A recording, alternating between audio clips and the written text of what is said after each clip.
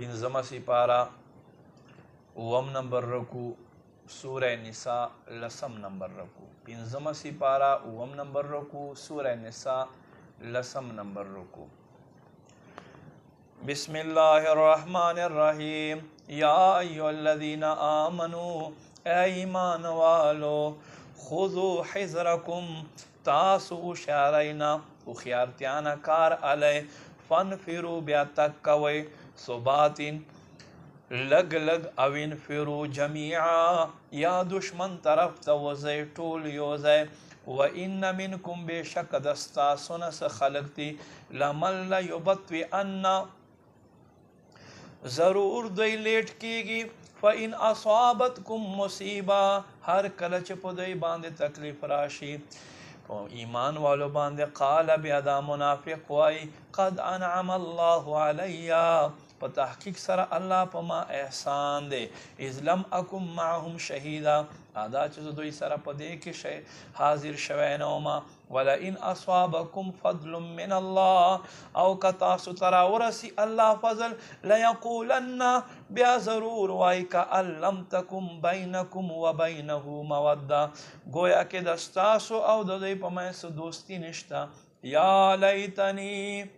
اے کاش چې زوی کنتو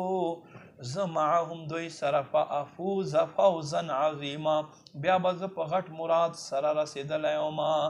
وليقاتل فی سبیل الله نو دوی ته پکار ده چې الله په لار کې جنگ کوي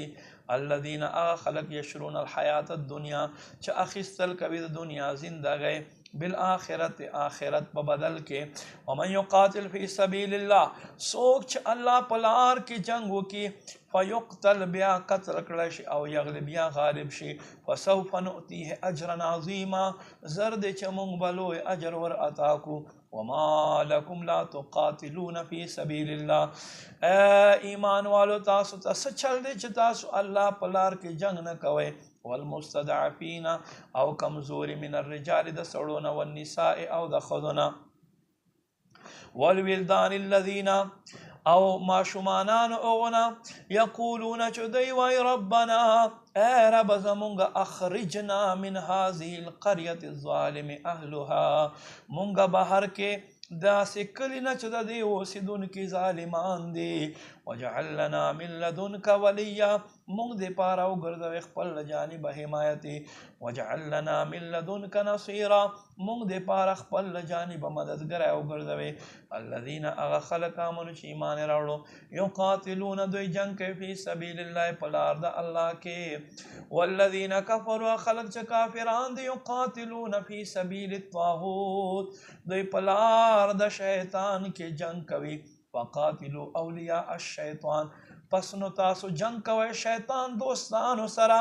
ان کید الشیطان کان ضعیفا بشک د شیطان داو کمزوری دی